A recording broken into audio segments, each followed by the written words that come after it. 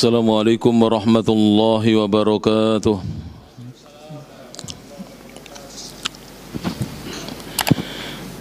Innal hamdalillah nahmaduhu wa nasta'inuhu wa nastaghfiruh wa na'udzu billahi min shururi anfusina wa sayyiati a'malina. Man yahdihillahu fala mudilla lahu wa man yudlil fala hadiya lahu. Asyhadu an la ilaha illallah wahdahu la syarika lah wa asyhadu anna Muhammadan abduhu wa rasuluh. Ya ayyuhalladzina amanu taqullaha haqqa tuqatih wa la tamutunna illa wa antum muslimun. Ya ayyuhan nasu taqu rabbakumul ladzi khalaqakum min nafsin wahidah wa khalaqa minha zawjaha wa batha minhuma rijalan katsiran wa nisaa'an wattaqullaha alladzi tasaaluna bihi wal arham innallaha kana 'alaikum raqiba. Ya ayyuhalladzina amanu taqullaha wa qulu qawlan sadida yuslih lakum a'malakum wa yaghfir lakum dhunubakum wa man yuti'illaha wa rasulahu faqad faza fawzan 'azima. Amma ba'd, fa inna asdaqal hadithi kitabullah wa khairal huda huda Muhammadin sallallahu alaihi wa ala alihi wasallam wa syarral umuri muhdatsatuha fa inna kulla muhdatsatin bid'ah wa kulla bid'atin dhalalah wa kulla dhalalatin finnar. Para bapak dan ibu, kaum muslimin dan kaum muslimat, ikhwan dan akhwat, jamaah kajian rutin setiap Jumat malam Sabtu yang kedua sesudah salat maghrib di Masjid Al-Imam Asy-Syafi'i Kota Mojokerto rahimani Allahu iyyakum. Alhamdulillah, segala puji hanya milik Allah Subhanahu wa taala. Alladzi bi ni'matihi, yang dengan nikmat dan karunia dari Allah Subhanahu wa taala semata tatimmus shalihat, kebaikan-kebaikan menjadi sempurna. Kita lanjutkan kajian rutin kita membahas kitab yang berjudul Al-Wasatiyyatu wal-I'tidal, sikap pertengahan dan sikap adil. Wa atharuhuma, dan apa pengaruh keduanya ala hayatil muslimin, atas kehidupan kaum muslimin. Yang mana kitab ini ditulis oleh Ma'ali Asy-Syaikh yang mulia Asy-Syaikh Shalih bin Abdul Aziz ibn Muhammad ibn Ibrahim Al-Syekh hafizahullahu ta'ala. Dan beliau adalah dulunya Wazirus Syu'unil Islamiyyati wad Da'wati wal Irsyad sabiqan. Dulu beliau adalah menteri urusan keislaman, dakwah dan bimbingan Al-Mamlakah Al-Arabiyyah As-Saudiyah, Kerajaan Arab Saudi. Para jemaah rahmati Allah Subhanahu wa taala, kita lanjutkan pembahasan yang telah lalu.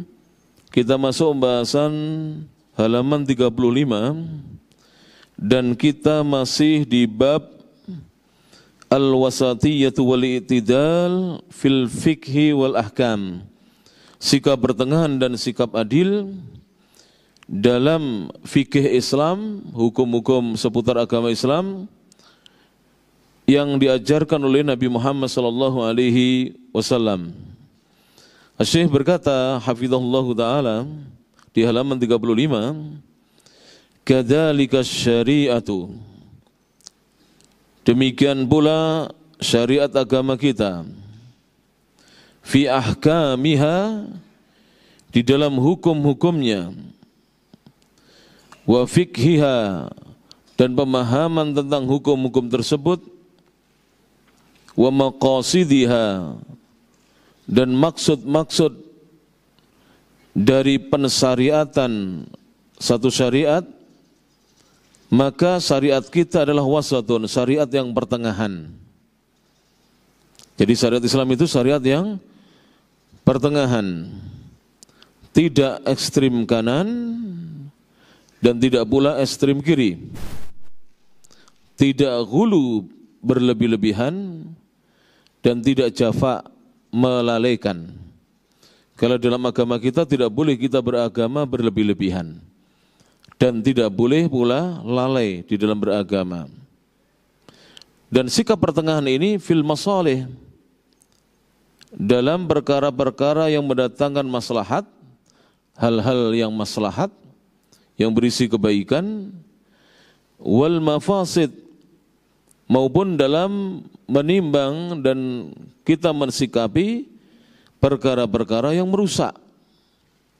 Maka Islam mengajarkan kita untuk mengambil sikap pertengahan. Beliau mengatakan, ghala unasun, ada orang-orang, manusia-manusia yang gulu. Gulu itu apa? Bersikap berlebih-lebihan.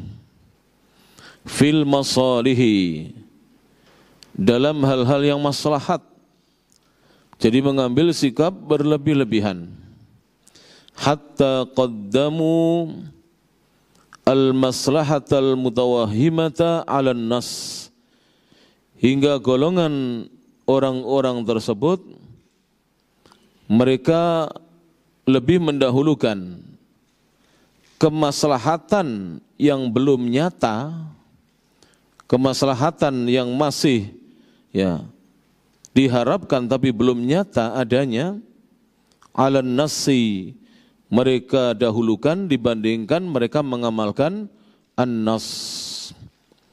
Jadi ada sekelompok manusia yang lebih mendahulukan kemaslahatan yang masih diharap-harapkan, masih dalam khayalan kalau bahasa orang sekarang, belum ada kenyataannya, didahulukan atas an-nas. Jadi misalkan begini, para jamaah yang rahmati Allah Subhanahu wa taala, saya berikan contoh yang nyata dalam kehidupan kita bersama para jamaah. Ada beberapa orang meninggalkan sholat berjamaah, itu kan nas ya. Bagi laki-laki, Imam Syafi'i mengatakan sholat berjamaah di masjid itu bagi laki-laki adalah sunnah muakkadah. Imam Ahmad mengatakan wajib. Wajib pun para ulama memerinci. Ada yang mengatakan fardu kifayah dan ada yang mengatakan fardu ain atas yang sehat. Ala kulli hal, yang penting ulama mereka pasti sepakat bahwa sholat berjamaah itu sunnah yang sangat dianjurkan, sunnah muakkadah. Ini minimal hukumnya. Kemudian sholat Jumat bagaimana? Sholat Jumat bukan sunnah muakkadah, wajib ain atas setiap laki-laki. Tidak boleh seorang laki-laki Jumatan sendiri di rumah, tidak boleh. Seorang laki-laki dia Jumatan sendiri di rumah. Kalau sholat fardu masih boleh di rumah sendirian. Tapi kalau sholat Jumat tidak boleh. Karena minimal sholat Jumat itu harus 2 orang. Bahkan mazhab Syafi'i menetapkan minimal 40 orang. Mazhab yang lain minimal 12 orang. Mazhab Ahlul Hadis minimal 2 orang. Sebagaimana sholat berjamaah juga 2 orang. Sholat Jumat juga minimal 2 orang. 1 jamaah yang memperhatikan khutbah, mendengar khutbah, dan 1 orang menjadi khotib dan imam sholat Jumat. Sudah ya sampai di sini. Lalu ada orang punya toko. Dia berharap dengan dia meninggalkan sholat 5 waktu dan Jumatannya, dia dapat keuntungan dari pelanggan atau konsumen yang datang ke tokonya. Ini kan maslahat ya. Mendapatkan keuntungan itu namanya kebaikan, maslahat. Semua orang tidak ada yang menolaknya. Tapi maslahatnya kan mutawahimah, belum tentu kita tidak sholat di masjid, ada orang beli. Bisa jadi kita datang ke masjid, pulangnya banyak bergerombol orang menunggu kita. Kan begitu. Karena belum nyata ya para jamaah. Ya rahmatullah ta'ala. Tetapi Ustaz, ini sudah ada orang yang ke toko saya, ini pas adzan ini. Berapa orang? 1 orang. Besok belum tentu. Nanti isya belum tentu. Besok subuh tidak ada orang. Orang pada tidur belum bangun. Jangankan belanja, subuhan saja tidak. Ya kan? Maka maslahat yang diharapkan ini masih mutawahimah. Masih dalam hayalan. Hanya dalam pengharapan saja. Tapi dia lebih mengutamakan maslahat, meninggalkan nas. Jelas para jamaah yang rahmati Allah Ta'ala. Saya beri contoh lagi. Mohon maaf kalau di sini ada bapak-bapak dokter. Saya tidak menyinggung panjenengan, tapi yang saya singgung orang-orang yang salah menerapkan ya anjuran dokter. Anjuran dokter kalau kita punya penyakit itu pagi hari itu jogging atau jalan kaki lah minimal ya. Jangan pagi hari setelah subuh tidur ya kan. Itu anjuran dari kesehatan. Tapi ada yang salah memahami itu, dia lebih mengutamakan maslahat daripada nas. Dia tidak pergi ke masjid untuk sholat subuh berjamaah, tapi dia memakai trainingnya, memakai kaosnya, memakai sepatunya jogging. Ada begitu? Ada. Saya sering ketemu karena saya sering berangkat sebelum subuh untuk mengisi pengajian ba'da subuh. Sholat subuh di masjid yang kita tuju. Itu sudah ada sebelum adzan subuh, bapak-bapak dan ibu-ibu jogging berdua. Kami kira, saya yakin-yakinnya tidak sholat subuh berjamaah. Tapi mungkin masih sholat subuh, tapi tidak berjamaah. Berarti meninggalkan ya, nas atas maslahat. Jadi maslahat lebih didahulukan daripada apa? Nas. Tidak boleh seperti ini para jamaah yang rahmati Allah Subhanahu wa taala. Ya. Ada seseorang para jamaah dan ini nyata. Ini nyata. Ketika dia pasrahkan usahanya atau pasrahkan sesuatu yang menimpanya kepada Allah Subhanahu wa taala, justru Allah menolongnya. Suatu hari ada seorang ibu diantar oleh suaminya ke bidan untuk menunggu proses persalinan atau kelahiran. Kemudian datanglah adzan subuh. Maka sang suami izin kepada istrinya. Dan di bidan itu istrinya menunggu seorang diri. Bidannya masih keluar masuk rumah, keluar masuk ke tempat apa?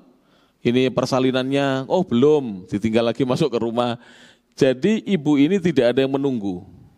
Maka sang suami pergi ke masjid sholat subuh. Suaminya setelah sholat subuh berdoa kepada Allah, pulang, waktu sampai ke tempat persalinan sudah mendengar suara tangis bayi. Coba.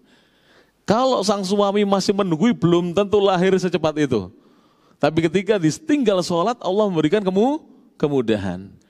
Maka jangan kita mendahulukan maslahat untuk diri kita, kebaikan untuk diri kita, kemudian kita tinggalkan nas yang betul-betul perintah agama kita. Jelas? Justru dengan kita menjalankan nas-nas agama, kita akan dimudahkan segala urusan kita oleh Allah Subhanahu wa taala. Tentunya dibutuhkan keikhlasan di dalam menjalankan ajaran-ajaran agama. Wa hatta qala ba'duhum, bahkan ada sebagian mereka orang-orang yang mengatakan haitsuma wujidatil maslahatu, di mana saja didapatkan kemaslahatan atau kebaikan, fathamma syar'ullahi, maka disitulah syariat Allah. Jadi menurut sebagian orang, meninggalkan sholat berjamaah untuk menjaga tokonya agar dapat konsumen, dapat keuntungan, dapat laba, itu adalah syariat Allah. Biasanya dalilnya apa? Kan mencari nafkah juga ibadah katanya. Jadi saya ibadahnya mencari nafkah. Loh, ibadah itu ketika ya ada dua ibadah yang saling berbeda di dalam satu waktu atau berbenturan dalam satu waktu, maka didahulukan yang paling pentingnya. Saya beri contoh. Ada seorang santri, dia pulang ke rumah, ditugasi oleh ustadz untuk murojaah hafalannya selama di rumah. Kan begitu kan biasanya? Dari pondok pesantren ada surat, nanti ada buku keterangan setoran hafalan ke orang tuanya atau hafalannya dia nanti tulis setiap hari berapa murojaahnya. Lalu ibundanya memanggil dia, fulan ke sini, nak ke sini. Dia mengatakan, sebentar Bu, saya masih kurang setengah jam lagi misalnya. Maka ini tidak benar ketika berbenturan dua kebaikan atau dua syariat Allah, maka yang didahulukan yang lebih penting. Yang lebih penting adalah memenuhi panggilan seorang ibu. Itu hukumnya wajib. Murojaah Al-Quran tidak wajib hukumnya. Hukumnya sunnah mu'akkadah saja. Maka tidak boleh kita mendahulukan yang sunnah mu'akkadah atas yang wajib. Contoh lagi, bapak-bapak dan ibu-ibu dimudahkan untuk umroh atau haji. Lalu bapak-bapak, ibu-ibu ingin mencium hajar aswad. Apa hukum mencium hajar aswad? Sunnah saja. Apa hukum berdesak-desakan, saling mendorong sampai menyikut orang? Hukumnya haram. Tidak boleh kita mengejar yang sunnah, lalu kita terjatuh kepada perkara yang haram. Tidak boleh. Gara-gara mengejar yang sunnah, berjamaah rahmati Allah subhanahu wa ta'ala. Maka ketika berbenturan dua nas, maka diambil mana yang lebih kuat, didahulukan mana yang lebih kuat. Itulah ajaran-ajaran dari agama Islam. Suatu hari ada pemuda datang kepada Nabi SAW. Dalam satu riwayat pemuda ini ingin dia berbaiat berhijrah ke Madinah bersama Nabi. Mohon izin kepada Nabi untuk ikut hijrah. Dalam riwayat yang lain ada pemuda ingin berbaiat berjihad bersama Nabi. Dan dua-duanya ditanya, apakah kedua orang tuamu masih hidup? Bukan ditanya. Yang satu ditanya, yang satu Nabi mendengar bahwa pemuda itu ternyata ketika mau berangkat, orang tuanya menangisi keberangkatannya. Karena selama ini yang mengurus orang tuanya adalah anak muda ini. Kalau ditinggal untuk berjihad, maka kedua orang tuanya tidak ada yang mengurus. Maka Nabi mengatakan kepada salah satu dari keduanya, fa'adhikhuma kama abkaitahuma. Buatlah sekarang keduanya tertawa setelah sebelumnya kamu telah membuat orang tuamu menangis. Disuruh pulang. Tidak boleh berangkat berjihad. Ketika orang tua membutuhkan kita, jihad yang asalnya wajib kalah tinggi kewajibannya dengan kewajiban apa? Berbakti kepada kedua orang tua. Luar biasa ini para jemaah. Ya rahmati Allah subhanahu wa ta'ala. Makanya di dalam banyak pertanyaan yang diajukan kepada Nabi Muhammad SAW, ketika ada seorang bertanya, ya Rasulullah, ayul a'mali afdal, amalan apa yang lebih utama? Rasul mengatakan, qal as-salatu fi awwali waqtiha, salat tepat pada waktunya, di awal waktunya. Ditanya lagi, kemudian apa? Ya Rasulullah, thumma ayyun? Qal, beliau menjawab, birrul walidain. Setelah salat apa? Birrul walidain. Bukan baca Quran, bukan berjihad, bukan berhijrah, tapi apa? Birrul walidain. Berbakti kepada kedua orang tua, berbuat baik kepada kedua orang tua. Kemudian ditanya lagi, thumma ayyun? Qal al jihadu fisabilillah. Dalam satu riwayat, hajjun mabrur, berhaji yang mabrur. Menunjukkan bahwa amalan-amalan ini ternyata di bawah birrul walidain. Maka yang didahulukan dalam Islam adalah berbakti kepada kedua orang tua. Jelas ini? Syukran. Jadi seperti itu. Jemaah sekalian rahmati Allah subhanahu wa ta'ala. Dan banyak contohnya dalam Islam ya. Banyak sekali contoh-contoh dalam Islam yang kadang-kadang kalau kita kurang belajar, kurang duduk di majelis ilmu bersama guru-guru kita, bersama para ustadz dan kiai kita, kita tidak bisa menimbang-nimbang mana yang lebih tinggi hukumnya di sisi Allah dan mana yang harus kita tinggalkan, mana yang harus kita dahulukan dan mana yang harus kita tinggalkan untuk sementara waktu. Taib. Kemudian kata beliau, wa ghala akharun, dan ghala melakukan ghulu, sikap berlebih-lebihan, akharun, orang-orang yang lain bersikap berlebih-lebihan.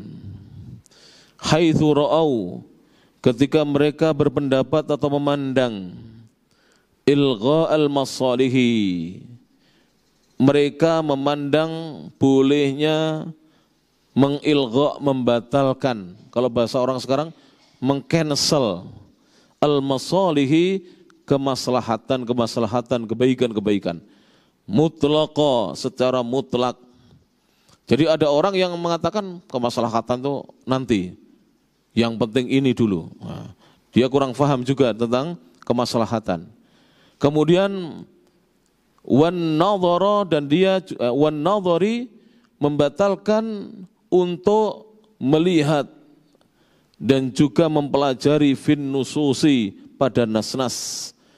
Tidak mau belajar tentang nas-nas. Nanti akan saya sebutkan kisah nyata di zaman Nabi SAW, yang nanti kisah ini kalau saya sampaikan, kita bisa aplikasikan nanti dalam kehidupan kita sehari-hari. Ya. Taib.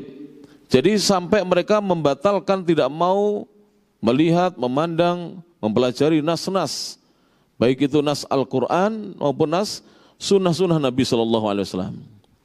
Wa anna nususa, bahkan nas-nas itu kata mereka faqat adalah hiyal maslahatu, nas-nas adalah sebatas maslahat saja. Fayakhuduna, maka mereka mengambil bidhahiriha, dohir-dohirnya nas. Jadi begini, ini ada kelompok mungkin pernah dengar ya, ada kelompok dohiriyah, tahu dohiriyah? Jadi dia hanya melihat nas itu, nanti saya beri contoh ya, dari mantuknya saja, tapi mafhumnya tidak dilihat. Agak berat ya pembahasannya ya. Ini Pak Andi yang milih kitabnya ini, tapi saya jelaskan nanti tidak berat, nanti paham insya Allah ya. Jadi nggak apa-apa, ngaji itu harus jangan bahas wudu terus ya, harus bahas-bahas seperti ini ya. Nanti dalam kehidupan sehari-hari kita bisa kita aplikasikan ini, cuman harus diberi contoh ya, harus diberi contoh. Dohiriyah itu begini, dohiriyah ya, dia hanya melihat nas itu hanya memiliki mantuk. Mantuk itu malfud, apa yang terlafatkan dari nas itu, tidak melihat kepada mafhum. Saya beri contoh, anak muda tahu ayat la taqrabu zina wala taqrabu zina, jangan kalian mendekati zina. Pak Ustadz, saya sudah tidak mendekati zina. Bagus, tapi kamu baru mengamalkan mantuknya. Mantuknya apa yang terlafaz di situ? Jangan mendekati zina. Ketika dia tidak berzina, bagus. Berarti mengamalkan ajaran agama. Dia meninggalkan larangan Allah, bagus. Tapi ada mafhumnya, bukan tidak berzina saja, kamu itu disuruh menikah gitu loh. Ojo jomblo suwi-suwi gitu loh. Paham betul? Jadi bukan hanya meninggalkan zina, ayat itu memerintahkan kepada kita segera menikah. Itu mafhumnya para jamaah. Kita dilarang mencuri, mafhumnya apa? Disuruh bekerja. Saya enggak mencuri kok, tapi bekerja. Tidak, saya menunggu orang memberi saya. Saya tak ke masjid aja, nanti kalau ada orang punya belas kasihan pada saya, simpati dan empati pada saya, nanti kan ngasih duit ke kantong saya sendiri. Nah, ini tidak paham dari nas itu. Nas itu memiliki mantuk dan mafhum, yang terlafat dan yang difahami dari nas itu. Makanya kalau kita belajar dengan para ulama, para jamaah, kadang-kadang satu ayat itu bisa diambil tafsirannya, banyak tafsiran. Bahkan Imam Syafi'i dipuji oleh ulama-ulama sesudahnya. Imam Syafi'i bisa mengambil faidah hukum dari satu hadis sampai 70. Saya punya guru namanya Syekh Khalid Al-Huwaisin, murid dari Syekh Abdul Aziz bin Bas rahimahullah ta'ala. Beliau dari Riyadh, ahli hadis dari Riyadh, masih hidup. Tapi antum tidak kenal, kalau tidak belajar dengan Mas Syekh, tidak kenal nama Mas Syekh. Paling yang dikenal nama Syekh yang sudah sering muncul di medsos. Ya. Syekh Khalid Al-Huwaisin ini berjamaah, alul hadis, hafal hadis. Kalau ngajar kami itu tidak pakai kitab seperti saya. Karena beliau hafal. Subhanallah, satu hadis itu beliau mendiktekan ada 30 faedah dari satu hadis. Jadi semakin orang alim itu semakin bisa mendatangkan faedah-faedah yang banyak dari satu hadis. Didikte itu, dan tidak boleh direkam seperti ini. Tidak boleh ada rekaman, baik rekaman visual seperti ini video maupun audio, tidak boleh. Semua muridnya harus mencatat. Nanti muridnya diperiksa oleh pengawasnya Syekh, yang tulisannya paling lengkap dikasih hadiah kitab oleh Syekh. Jadi Syekhnya duduk begini, biasanya beliau itu kalau duduk, beliau tidak terlalu tinggi orangnya, kecil. Kalau duduk itu bersila di kursi. Bersila di kursi begini selingnya, tadi kakinya tidak sering, karena kalau mengajar lama itu kalau di bawah kan capek. Bersila di kursi, kursinya agak lebar begini, kemudian muridnya membaca, beliau menjelaskan. Kadang-kadang satu hadis itu sampai mendiktekan ada 30 faidah ilmiah. dari hadis tersebut. Menunjukkan bahwa hadis itu tidak hanya difahami mantuknya atau malfudnya, tapi juga difahami apa? Mafhumnya, apa yang bisa difahami dari hadis atau nas tersebut. Jangan menjadi dohiri, bahaya menjadi dohiri. Kalau menjadi dohiri nanti kaku dalam hidup. Makanya kita oleh para ulama boleh mempelajari madhab Hanafi boleh, Maliki boleh, madhab apa? Syafi'i silahkan, Ahmad, Hambali silahkan. Tapi rata-rata ulama mengatakan jangan mempelajari madhab dohiri. Ya, nanti jadi ahli dohir yang gampang memvonis orang lain sesat atau salah, padahal sebenarnya orang lain memiliki pijakan hukum atau memiliki dasar-dasar istidlal yang benar. Ini penting ini dipahami. Makanya saya jelaskan pelan-pelan dengan contoh-contoh supaya nanti paham ya. Taib. Saya beri contoh ya. Contoh kalau salah memahami nas hanya mengikuti dohirnya saja bisa sampai salah itu. Contohnya dalam hadis ini, saya bacakan hadisnya para jemaah.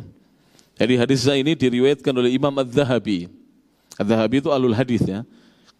Dalam kitabnya Siyar A'lamin Nubala dari hadisnya Al-Hasan Al-Basri radhiyallahu anhu atau rahimahullah taala. Dan hadis ini sahahahu Syekh Su'aib Al-Arnaud rahimahullah taala. Disahihkan oleh Syekh Su'aib Al-Arnaud. Syekh Su'aib Al-Arnaud ini ulama ya yang hampir sekaliber dengan Syekh Al-Albani. Tapi zamannya beliau agak setelahnya Syekh Al-Albani rahimahullah taala. Dan beliau bukan orang Arab seperti Syekh Al-Albani itu sama, Albania, Al-Arnaud sama. Bukan orang Arab tapi diberi oleh Allah apa? Kelebihan, kecerdasan dan ilmu yang mendalam. Syekh Su'aib Al-Arnaud mensahihkan hadis ini. Di dalam hadis ini Al-Imam Al-Hasan Al-Basri beliau meriwayatkan anna Ziyadan ista'mala Al-Hakam ibn Amr. Sesungguhnya Ziyad pernah menjadikan sebagai pekerja atau pegawai Al-Hakam bin Amr. Falakiyahu Imran bin Husain. Lalu berjumpa dengannya sahabat Imran bin Husain radhiyallahu anhu. Jadi sahabat Ziyad ini berjumpa dengan sahabat Rasulullah yang lain. Namanya Imran bin Husain radhiyallahu anhu. Sudah ya? Dua orang ini ketemu. Kemudian beliau berkata, "Ama tadkuru anna Rasulullah sallallahu alaihi wasallam, tidakkah kamu ingat wahai sahabat Rasulullah bahwasanya Rasulullah sallallahu alaihi wasallam lamma balaghahu, ketika sampai berita kepada Nabi, alladzi qala lahu amiruh, yaitu berita tentang ucapan seorang pimpinan pasukan kepada salah seorang tentaranya.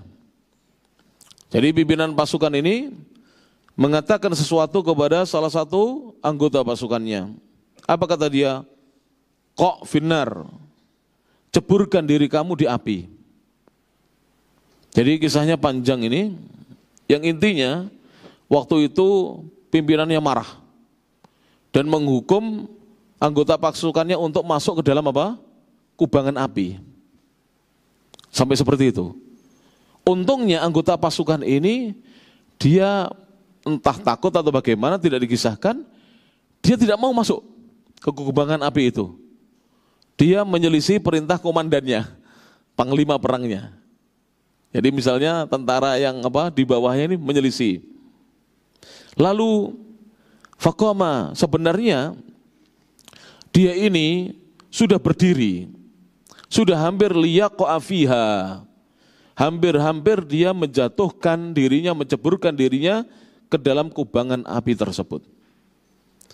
Fa'adrakahu wa amsakahu, tiba-tiba ada orang yang mengetahui hal itu berupaya untuk menahannya, dan orang itu pun akhirnya mengurungkan dirinya, tidak jadi. Faqala Nabi sallallahu alaihi wasallam, mendengar berita ini sampai kepada Nabi sallallahu alaihi wasallam, ada salah satu komandan perang yang bersikap demikian, kasar kepada bawahannya, kasar kepada anggotanya, menghukum anggotanya dengan hukuman yang dilarang kita menghukum hamba Allah dengan hukuman itu, karena dalam hadis yang lain disebutkan la yu'adzibu binnar illa rabbun nar. Pernah dengar hadis ini? Ini bisa dipraktekkan dalam kehidupan kita sehari-hari. Antum kalau misalnya mau biasanya pohon mangga yang banyak angkrangnya itu, apa semut yang merah besar itu loh. Ya, angkrang. Kalau di Pare angkrang nama, di sini apa? Semut merah, ha? Keranggang ya. Kalau keranggan itu sana ada desa namanya Keranggan ya. Enggak. Nama beda-beda. Di Pare namanya angkrang, di sini keranggang ya. Ya. Semut besar merah itu lah. Kalau dia apa itu mah? Menggigit itu sakit sekali, ya kan? Maka biasanya ada orang itu yang naik itu, ada beberapa orang itu dia menaburkan abu. Menaburkan abu supaya angkrang itu pergi, semut merah besar itu pergi. Tapi ada sebagian yang membawa seperti oncor. Itu tidak boleh. Nabi mengatakan la yu'adzibu bin nari illa rabbun nar. Tidak boleh menyiksa makhluk Allah dengan api kecuali Allah yang menciptakan api, yang menjadi pemiliknya api. Maka tidak boleh ya, menyiksa orang dengan api itu tidak boleh para jamaah. Menghukum orang dengan api tidak boleh. Jadi komandan perang ini jelas salah. Jelas salah. Andai kata Nabi, orang ini betul-betul masuk, dia akan celaka. Maka Nabi mengatakan, kata Nabi, lau waqa'a fiha, seandainya dia benar-benar masuk ke dalam kubangan api itu, la dakhalan nar, niscaya nanti dia akan masuk neraka. Niscaya nanti dia akan masuk neraka karena dia dohiri, tahu dohiri? Lah, memahami dohir perintah saja. Padahal perintah itu yang wajib kita laksanakan kalau ada maslahatnya. Perintah siapapun kalau tidak ada maslahatnya tidak boleh dilaksanakan. Bahkan perintah Allah sendiri bisa gugur kewajibannya kalau di situ ada udzur syar'i. Contoh, panjenengan kalau sholat 5 waktu wajib berdiri enggak sholat itu? Wajib. Tapi kalau sakit, kewajibannya tidak lagi berdiri tapi boleh duduk. Perintah Allah saja bisa gugur dengan adanya udzur-udzur syar'i yang mengiringi perintah itu. Seorang yang sakit di bulan Ramadan, boleh tidak puasa? Boleh. Asalkan dia tidak mampu untuk berpuasa. Seorang yang mau berangkat haji para jamaah rahmatullah Allah Subhanahu wa taala. Lalu tiba-tiba di negaranya berkecamuk perang besar. Lalu di jalan yang dilewatinya pun terjadi perang. Dia nekat berangkat tidak boleh karena jalan yang dilaluinya tidak aman. Dan keamanan jalan itu termasuk prasyarat untuk orang itu diwajibkan beribadah haji. Makanya beberapa waktu yang lalu ketika pandemi haji ditutup kan? Nah itu. Karena ini adalah aturan agama. Kewajiban bisa gugur manakala ada hal-hal yang menghalangi kewajiban itu untuk bisa dilaksanakan. Bisa difahami ini para jamaah ya rahmati Allah Subhanahu wa taala. Dan ini pelajaran bagi panjenengan yang menjadi bos, menjadi atasan ya, menjadi kepala sekolah, menjadi pimpinan kantor, kepala rumah sakit dan seterusnya. Tidak mesti perintah kita harus mutlak dikerjakan oleh karyawan kita. Lihat kondisi karyawan, lihat sekeliling karyawan ada apa. Tidak boleh kemudian kita main hakim sendiri, mentang-mentang kita pimpinannya, perintah kita tidak dikerjakan oleh karyawan kita, langsung kita hukum. Tidak boleh, lihat dulu. Dipersilakan dia untuk mengajukan alasannya kenapa, udurnya apa, dia tidak melaksanakan perintah kita. Tidak serta-merta kemudian kita hukum. Jelas para jamaah? Ya rahmati Allah Subhanahu wa taala. Nanti saya beri contoh lagi, lebih dalam lagi. Kalau kita mengkaji hadis-hadis Nabi akan ketemu contoh-contoh seperti itu. Nabi mengatakan, lau waqa'a fiha, seandainya dia menuruti perintah komandannya, pimpinan perang itu, untuk masuk ke dalam api kubangan itu, maka la dakhalan nar, kelak dia akan masuk neraka. Kenapa masuk neraka? Karena dia tidak memperhatikan bahwa yang namanya masuk ke dalam api menceburkan diri itu namanya bunuh diri. Dan bunuh diri dalam Islam boleh apa tidak? Tidak boleh. Berdasarkan nas Al-Quran dan nas hadis-hadis Nabi SAW.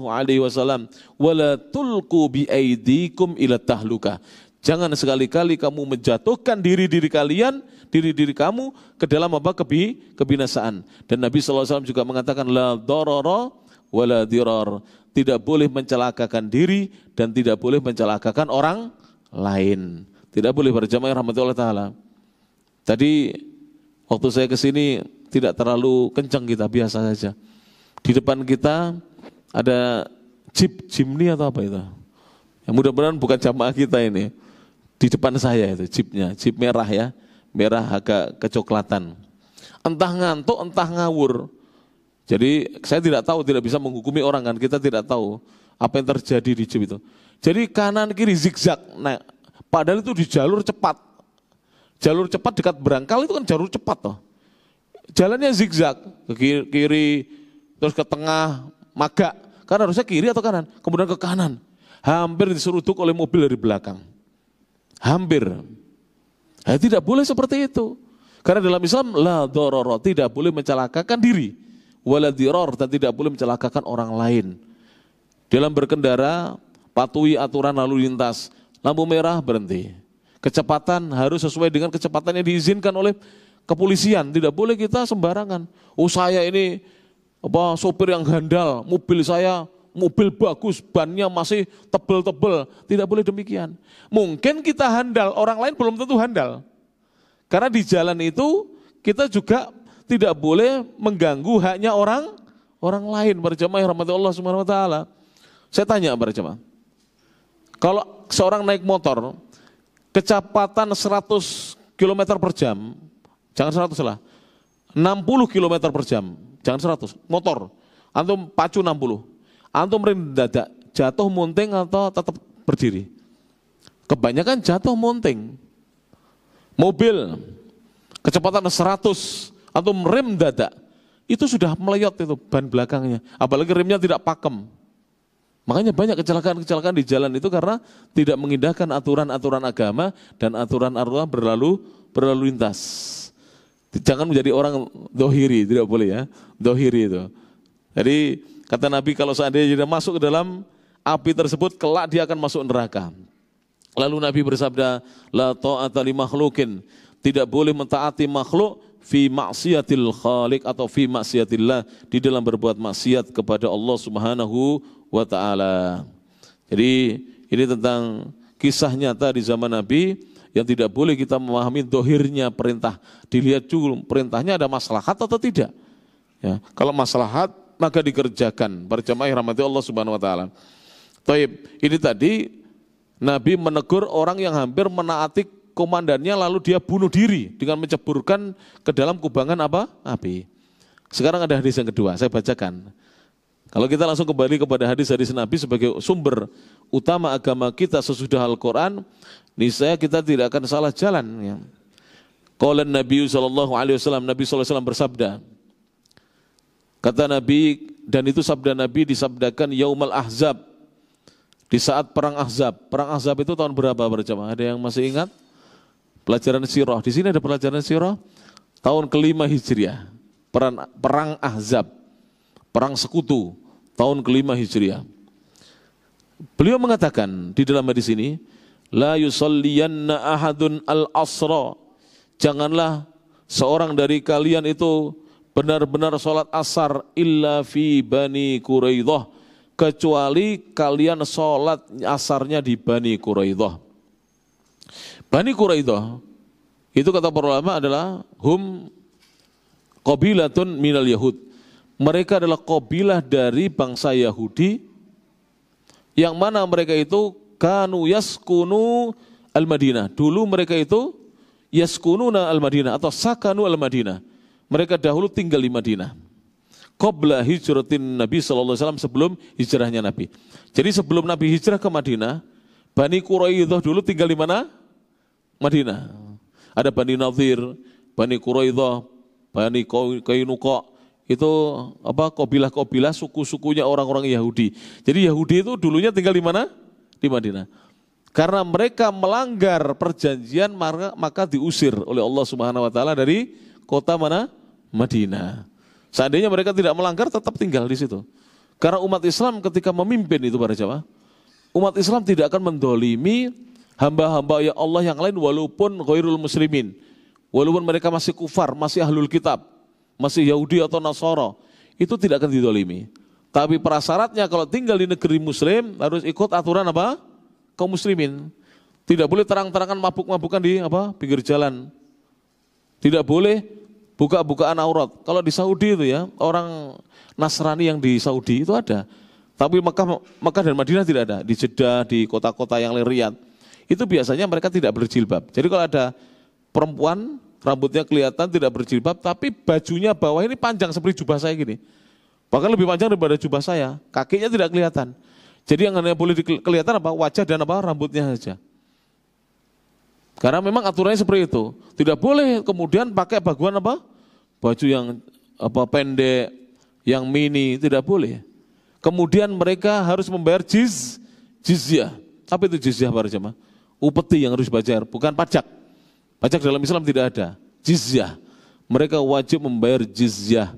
Dibayarkan kepada pemerintah kaum muslimin supaya nanti mereka mendapatkan hak-haknya walaupun hak mereka tidak sebesar haknya kaum muslimin, di bawahnya hanya kaum muslimin, tapi mereka juga mendapatkan hak untuk mendapatkan pendidikan, hak mendapatkan kesehatan dan seterusnya, hak dijaga kalau ada serangan musuh, mereka juga dijaga oleh pasukan kaum muslimin dan seterusnya.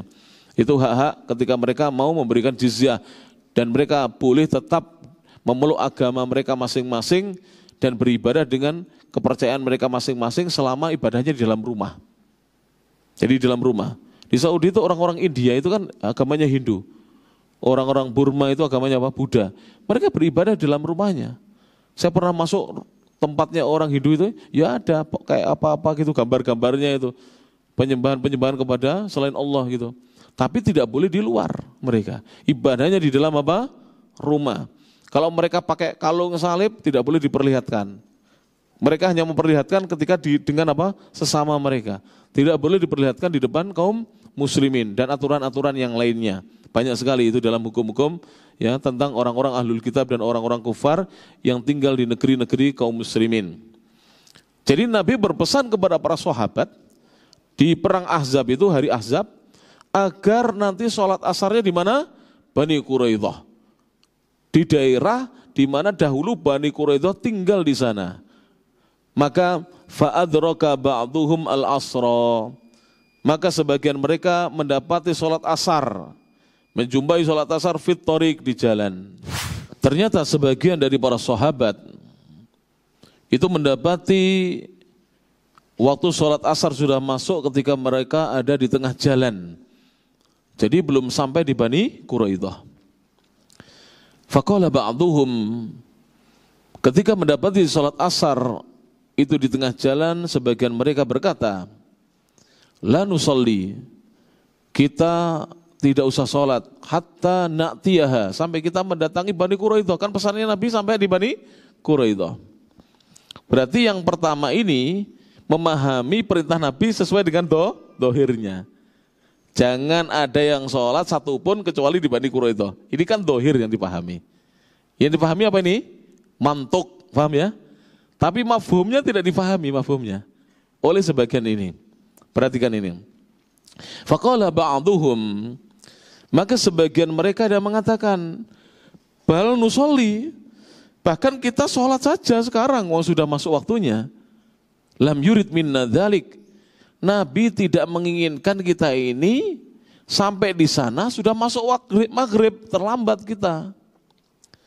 Maka kejadian ini membuat sebagian sahabat sholat di tengah perjalanannya, sebagian sampai di Bani Quraidah sudah maghrib. Jadi mereka masuk sana belum sholat apa? Asar. Karena memahami dohir dari perintah Nabi. Perhatikan ini. Fadzakara atau fadzukira dzalika lin-nabi sallallahu alaihi wasallam.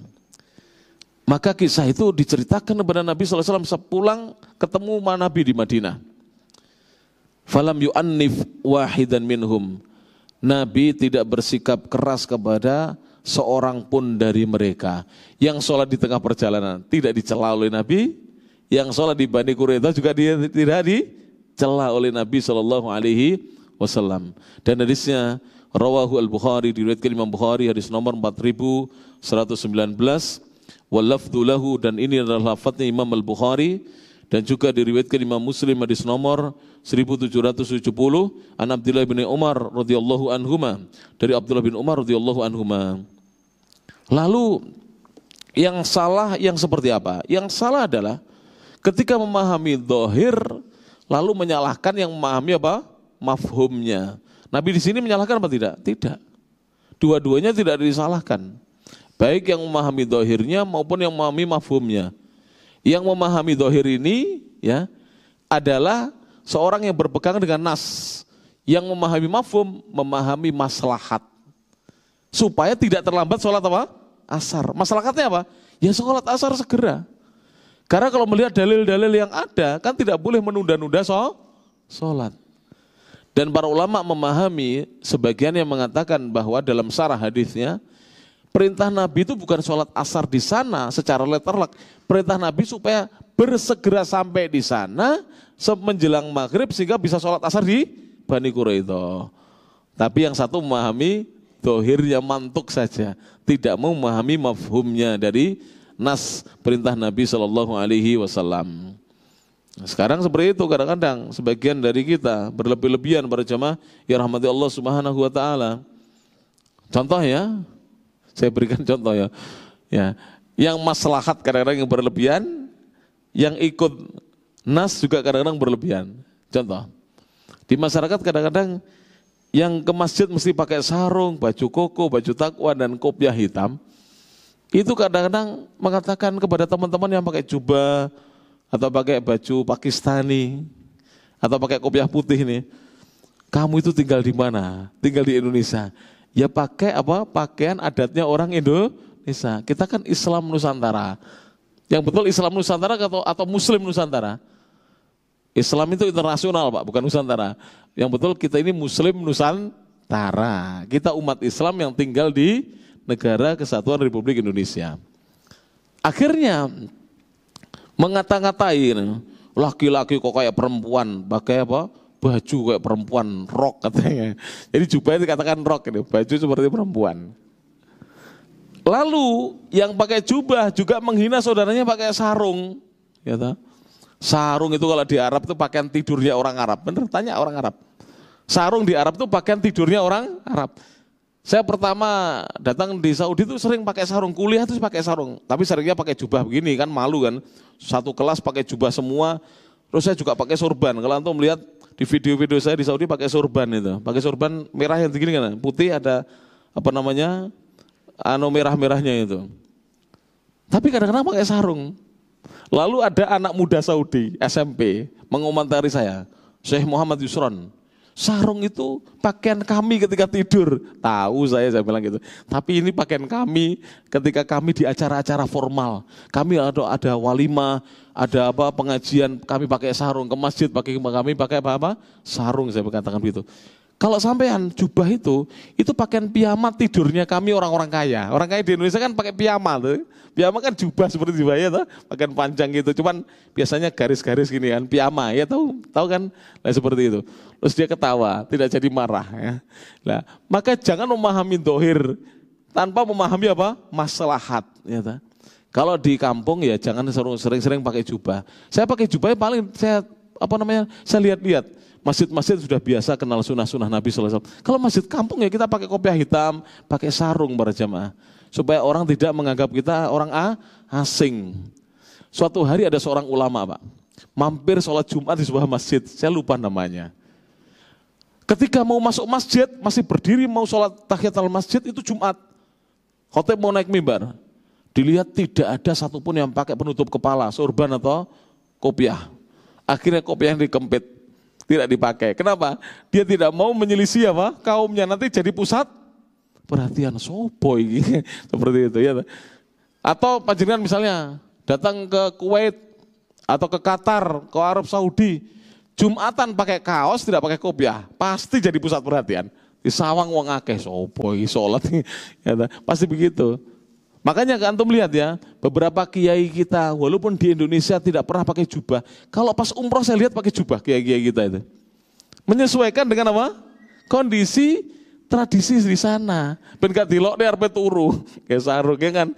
Sama orang Arab dihina mau tidur. Mereka tahu juga para kiai kita tidak mau mereka juga dihina seperti itu. Maka mereka pakai jubah. Padahal kalau di Indonesia tidak pernah pakai jubah. Tapi ketika di sana saya lihat kiai-kiai kita itu pakai jubah para jemaah. Ya rahmati Allah Subhanahu wa taala. Demikian ya. Jadi seperti itu. Dulu kan awal-awal beberapa ustadz sunnah itu pakai kopiah hitam, pakai sarung kan ikhwan kan mandang ustadz itu sudah mulai berubah ya, agak lembek gitu. Padahal itu menyesuaikan dengan pakaian ala Nusantara, tidak ada masalah. Yang penting jangan sarungnya itu, para jamaah mohon maaf ya, ada makhluk bernyawanya gambarnya, ya kan? Jangan seperti itu. Jadi selama tidak ada larangan, ya silakan kita memakai pakaian sesuai dengan adat kebiasaan kita. Taib. Kemudian beliau mengatakan, saya tambahkan sedikit ya para jamaah, ya rahmati Allah Ta'ala, di dalam pembahasan ini, wasyari'atu syari'atun mu'allalatun. Syariat Islam itu kalau kita mau mengkaji adalah syariat yang pasti memperhatikan sebab disyariatkannya syariat tersebut. Ada sebabnya. Jadi pasti demikian. Disebut dengan mu'allalatun. Kemudian syariatun mabniyatun. Dan syariat Islam itu syariat yang dibangun ala jalbil masalih, untuk mendatangkan kemaslahatan. Jadi tidak ada perintah agama atau anjuran agama, tidak ada perintah yang wajib maupun anjuran yang sunnah, kecuali dalam rangka untuk mendatangkan hal yang maslahat. Ada kebaikan untuk kita. Makanya saya masih ingat ya, pernyataan dari Al-Imam Ibnu Katsir rahimahullah ta'ala, tidak ada perintah Allah dan Rasulnya kecuali di dalamnya ada dua. Atau bisa catat. Tidak ada perintah Allah dan Rasulnya kecuali di dalamnya ada dua. Satu, maslahatun, dua, manfaatun. Ada kemaslahatannya, ada kebaikannya. Semua perintah Allah ada maslahatnya, ada maslahatunnya, dan ada manfaatunnya, ada manfaatnya, ada gunanya. Semua perintah Allah Subhanahu wa ta'ala. Semua perintah Allah berjamaah. Kemudian, dan tidaklah Allah melarang kita dan Rasulnya melarang kita dari sesuatu kecuali di dalamnya ada dua juga. Apa? Pertama, mafsadatun, kerusakan, mafsadah. Jadi ketika Allah melarang kita mabuk, pasti ada mafsadah kerusakannya. Dan yang kedua, madharrah, bahaya. Ada madharrah dan apa? Mafsadah. Kalau perintah pasti ada apa? Maslahah dan manfaah. Kalau larangan ada mafsadah, kerusakan, wa madharrah, dan bahayanya. Syariat seperti itu pasti. Jadi syariatun mabniyatun.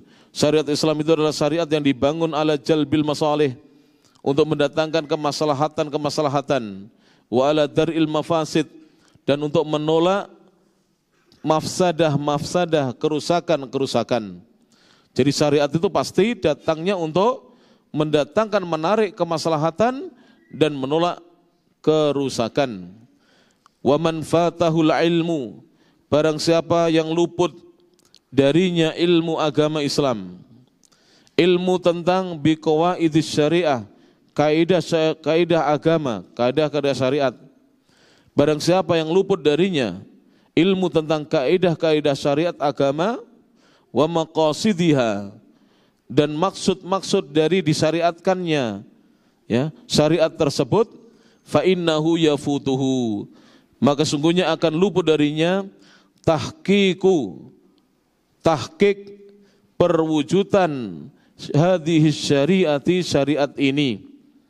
Jadi seorang yang tidak faham tentang kaidah-kaidah agama dan maksud diterapkannya ajaran tersebut, maka akan luput darinya untuk dia mewujudkan syariat ini dalam kehidupannya. Al-mubarakati, syariat yang diberkahi oleh Allah Subhanahu wa ta'ala tersebut. Saya beri contoh berjamaah rahmati Allah Subhanahu wa ta'ala. Apa ya maksud dari disyariatkannya menikah? Apa? Siapa yang bisa? Maksud disyariatkannya menikah. Kira-kira apa? Kan dalam syariat itu ada hifdun nafsi, menjaga jiwa, maka kita dilarang untuk membunuh ya. Ada hifdzul mal, menjaga harta, kita dilarang mencuri, ya kan? Ada hifdzul arad, menjaga kehormatan, kita dilarang mencaci maki dan seterusnya. Kemudian ada syariat menikah. Dalam rangka apa ini? Hifdzun nasli, menjaga kelangsungan hidup apa? Umat manusia, keturunan. Kalau seorang tidak menikah, tidak mungkin akan berlangsung terus ini keberlangsungan hidup manusia ini. Kemudian kenapa kita dilarang untuk berzina? Dan hukuman yang paling berat itu adalah zina sesama laki-laki. Jadi zina sesama laki-laki itu hukumnya paling tinggi, paling berat. Zina sesama laki-laki. Kemudian di bawahnya adalah zina antara laki-laki dengan perempuan, dua-duanya sudah pernah menikah. Baik yang satu sudah duda dan janda atau masih berstatus suami dan istri. Itu hukumnya setelah zina sesama laki-laki. Di bawahnya zina laki-laki dan perempuan yang sama-sama belum pernah menikah. Ini perjaka, ini apa? Gadis perawan. Baru zina yang paling ringan hukumannya sesama perempuan. Zina sesama perempuan hanya dicambuk masing-masing 100 kali. Jadi ar-raqibatu wal marqubatu fajlidu mi'ata jaldah. Orang yang, wanita yang menunggangi dan yang ditunggangi, maka cambuklah oleh kalian 100 kali cambukan. Itu paling ringannya. Kalau laki-laki dan perempuan belum pernah menikah berzina, dicambuk 100 kali dan diasingkan 1 tahun. Ada tambahan 1 tahunnya. Agak berat. Kalau laki-laki dan perempuan sudah pernah menikah muhson dan muhsonah berzina, dirajam sampai mati, ya kan? Kalau laki-laki sesama laki-laki berzina, dua-duanya dilemparkan dari tempat yang tinggi sampai meninggal dunia. Ini lebih berat daripada rajam. Dari tempat yang tinggi. Kenapa dilarang kita berzina? Karena zina itu merusak apa? Merusak nasab. Zina juga merusak tatanan kemasyarakatan dan banyak lagi. Dan zina juga merusak harta kita. Coba, mana yang lebih murah? Menikah atau berzina? Menikah, Pak. Kalau sudah jadi istri itu lah, dikasih 50.000 sehari itu harus mau istri, harus sami'na wa ta'na, harus apa? Harus menerima, harus qanaah. Apa ada, Pak? Kita booking wanita, kok bukan kita. Orang laki-laki yang hidung belang booking wanita, mau dikasih 50.000 sekarang, gak kena gitu ke sampo. Katanya ya, tidak mau sekarang. Apalagi yang di booking artis, itu bisa 20 juta, 80 juta. Katanya orang, ya kan? Berarti zina itu kan mahal. Merusak harta para jemaah. Tapi menikah murah, Pak. Istri kita belanja 1 hari untuk belanja dapurnya 30.000, diam saja. Sami'na wa ata'na, qanaah dan seterusnya, ya kan? Istri kita, Masya Allah. Hah? Kalau wanita yang kita zinai apa mau para jemaah? Tidak mau mereka. Di booking 1 hari, apalagi 1 hari 24 jam. Mintanya mahal, Pak. Jutaan. Semakin dia terkenal semakin mahal. Na'udzubillahi min dzalik. Nah, ini apa gunanya kita belajar agama kita para jamaah rahmati Allah Subhanahu wa taala. Thayyib. Kemudian beliau mengatakan fahadhi syariatul mubarakatu. Maka inilah syariat yang diberkahi oleh Allah, yaitu syariatul Islam, tuntunan agama Islam. Syariat itu artinya tuntunan ya. Tuntunan agama Islam. Tidak perlu kita alergi dengan kata-kata syariat. Artinya tuntunan agama dalam bahasa kita. Syariatun mabniyatun adalah syariat yang dibangun ala ilalin, di atas sebab. Jadi pasti ketika Allah memerintahkan sesuatu ada sebabnya. Ketika melarang sesuatu ada sebabnya. Jelas. Kenapa diperintahkan menikah? Supaya terjaga nasab manusia ini dan terjaga apa? Kelangsungan hidup manusia. Ada anak turunnya nanti. Kalau kita tidak menikah tidak ada anak, Pak. Ya, kalau tidak ada anak akan punah. Makanya kan sekarang ada hewan-hewan yang punah. Karena sudah ada yang hampir punah dilindungi, ya kan? Di Indonesia ini apa yang dilindungi, Pak? Kancil. Kancil itu sudah dilindungi sekarang. Padahal dulu kancil nyolong timun dulu, ya kan dulu. Sekarang dilindungi, Pak. Jadi kan kalau punya kancil harus dilaporkan kepada pemerintah. Nanti kalau jenengan sudah melaporkan, jenengan baru boleh menternakkan. Tapi untuk menjual belikan harus lapor. Ini boleh dijual atau tidak. Kalau tidak boleh ya kita hanya boleh ternak saja. Ada bapak-bapak di Facebook itu, di apa YouTube yang ternak kancil, ketik aja nanti. Kancil, Pak. Ya, diternakkan itu. Ada merak yang dilarang, ya. Ada merak yang dilarang dan ada merak yang boleh dipelihara oleh sembarang orang. Ada kura-kura yang dilindungi oleh pemerintah kita, Republik Indonesia, dan macam-macam. Harimau dilindungi, Pak. Singa dilindungi, ya toh? Banyak. Sekarang ini apalagi harimau yang hitam itu apa namanya? Yang apa itu hitam. Itu dilindungi, jarang sekarang sudah. Sudah banyak apa yang punah. Nah, seperti itu. Pasti ada sebabnya ketika Allah melarang dan memerintahkan. Wa ala maqasida, dan pasti ada maksud-maksudnya. Wa ala riayatil masalih, dan pasti untuk memelihara dan menjaga kemaslahatan. Mabniyatun fil fikhi, syariat itu dibangun di atas pemahaman. ala ma'rifatil farqi, untuk mengetahui perbedaan, wal jam'i, dan mengetahui menjamakkan bainal ahkam, antara hukum-hukum al-mansus yang dinaskan alaiha di atasnya, awil lati istahada fihal ulama, atau hukum-hukum yang para ulama beristihad di dalamnya. Insyaallah kita akan lanjutkan berjamaah rahmati Allah Ta'ala dalam pertemuan yang akan datang. Intinya pembahasan di malam hari ini, tidak boleh kita ekstrim kanan dan tidak boleh kita ekstrim kiri. Ikuti ulama-ulama Ahlussunnah wal Jamaah ya. Boleh kita belajar madhab, tapi tidak disarankan oleh para ulama untuk mengikuti madhab dhahiri ya. Karena madhab ini kebanyakan yaitu orangnya kaku-kaku. Jadi misalkan dia duduk tahiyat akhir sholat subuh, dia duduk iftiros, temannya duduk tawaruk, langsung dia bagaimana perasaannya itu. Padahal itu duduk yang disunahkan. Imam Syafi'i memahami sholat 2 rakaat itu, ya duduknya tawaruk. Imam Ahmad memahami apa? Iftiros. Tidak perlu kita mempertentangkan hal itu para jamaah. Walaupun nanti dalam sholat berjamaah, mohon maaf ya, ada aturan-aturan tersendiri. Itu tadi kalau misalnya sholat sunnah sendirian.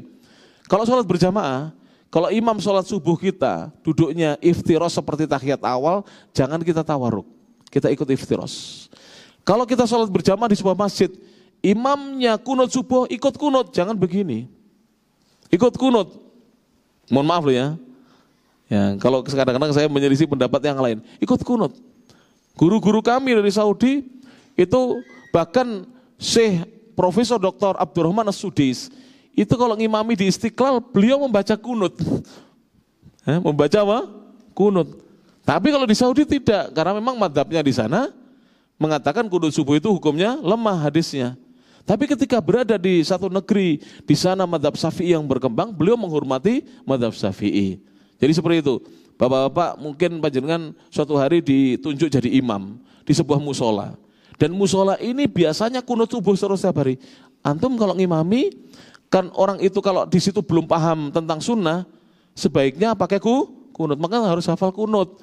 Walaupun kita tidak mengamalkan kunut subuh seperti apa hari, harus hafal doa kunut. Tidak boleh tidak hafal. Nah nanti kalau kunut nazilah bagaimana? Kunut witir lah, gak hafal lah PDE. Ya harus hafal doa kunut para jamaah rahmatullah ta'ala. Kemudian kalau kita bermakmum di belakang imam yang kunut, jangan begini. Ini menentang dalil. Kenapa saya katakan menentang dalil? Hadis Rasulullah berbunyi, ju'ilal imamu liyu'tamma bihi. Imam itu dijadikan untuk diikuti. Kalau kita sholat sendirian, pakai dalil, kunut subuh lemah tidak apa-apa. Tapi kalau kita sholat bersama imam, jangan pakai dalil itu. Pakai dalil ju'ilal imamu liyu'tamma bihi. Imam itu dijadikan untuk diikuti, tidak boleh kita dhahiri. Dan dulu di zaman sahabat itu ikut apa yang dikerjakan imam. Sampai ada imam yang masih ada pengaruh mabuk mengatakan, mau aku tambah sholatnya, subuh itu. 2 rakaat mau ditambah, jadi 4. Kata Ibnu Umar, kalau seandainya dia menambah, saya ikut menambah. Dosanya ditanggung oleh imam, gak usah kita santai saja, Ahlussunnah itu santai. Dosanya ditanggung oleh imam. Sampai demikian ini sahabat-sahabat Rasulullah SAW. Dan ketika di zaman Utsman bin Affan, antum baca sejarah nanti. Utsman ketika haji itu, sholatnya itmam saat di Mina. Padahal Rasulullah, Abu Bakar, Umar ketika di Mina mereka mengqashar sholat tapi sholat pada waktunya masing-masing. Duhur di waktunya tidak dijamak, asar di waktunya, maghrib di waktunya, isya di waktunya, subuh di waktunya. Dan yang 4 dikosor jadi 2. Tapi Utsman itmam 4 rakaat. Sahabat tidak berani menyelisih Utsman. Bahkan seorang sahabat yaitu Abdullah bin Mas'ud mengatakan kalau tidak salah radhiyallahu anhu, al-khilafu syarr. Berselisih itu buruk. Jelas ini para jamaah. Jadi kalau nanti besok subuhan di masjid-masjid yang kunut, jangan angkat tangan. Amin, amin. Itu fatwanya Imam Ahmad dan Syekh Al-Albani. Kalau saya tidak mau mengikuti fatwa ulama yang ada di Indonesia yang ilmunya baru 4 tahun kuliah di UIM, saya nggak mau. Saya ikut Imam Ahmad yang beliau adalah sumber ilmu. Ya. Imam Ahmad bin Hambal itu ikut kunut subuh. Dan guru saya Ustadz Abdullah Amin dan para ulama rata-rata apa? Kunut subuh. Kalau bermakmum dengan imam yang kunut subuh. Selama Dulu saya sebelum ke Saudi tidak tahu para jemaah. Pokoknya kalau kunut ya saya begini lurus ya, gak kunut awake dhewe. Tapi ternyata para jemaah kalau imamnya kunut kita ikut apa? Kunut. Kalau masjid di situ biasa kunut, sebaiknya kita tidak merubah ada di masjid itu. Kenapa para jemaah? Karena masalah kunut masih diperselisihkan oleh ulama-ulama besar yang hidup di zaman as-salafus soleh. Imam Syafi'i itu salafus soleh loh. Imam Syafi'i itu salafus soleh. Beliau itu adalah tabi'ut tabi'in. Jadi muridnya para tabi'in. Imam Syafi'i itu tabi'ut tabi'in salafus soleh. Maka kita tidak usah berselisih. Apalagi Imam Malik gurunya Imam Syafi'i juga berpendapat kunut subuh itu sunnah. Yang berpendapat tidak sunnah itu kan Abu Hanifah dengan Imam Ahmad. Imam Abu Hanifah dan Imam Ahmad. Kalau Imam Malik dan Imam Syafi'i berpendapat kunut subuh itu sunnah. Karena beliau berdua ulama ini menghasankan hadisnya. Adapun Imam Abu Hanifah dan Imam Ahmad mendhaifkan hadisnya. Kalau kita ikut masing-masing, ikut mana terserah. Ya, jangan menjadi pendapat yang ketiga lah. Nanti jadi apa bid'ah. Jangan memiliki pendapat yang ketiga. Makanya saya selama ini kalau ada imam yang kunut, saya berkunut karena mengikuti ulama as-salafus saleh. Demikian yang bisa disampaikan, mudah-mudahan bermanfaat. Akhirul kalam, subhanakallahumma bihamdik, asyhadu an la ilaha illa anta astaghfiruka wa atubu ilaik. Wa akhiru da'wana anil hamdulillahi rabbil alamin. Tsumma assalamu alaikum warahmatullahi wabarakatuh.